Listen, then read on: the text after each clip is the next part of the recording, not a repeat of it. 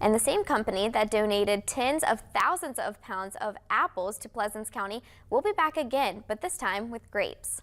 According to Pleasants County Commissioner Doug Renner, California-based Farmlink Project will be delivering 40,000 pounds of grapes Friday morning to Pleasants County. Renner says that this is the same company that delivered more than 100,000 pounds of apples last year.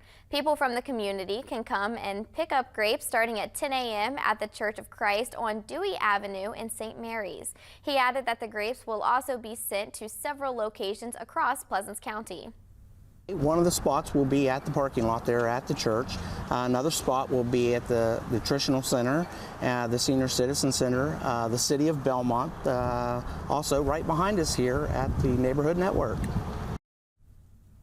We will have more tomorrow on the grape distribution in St. Mary's.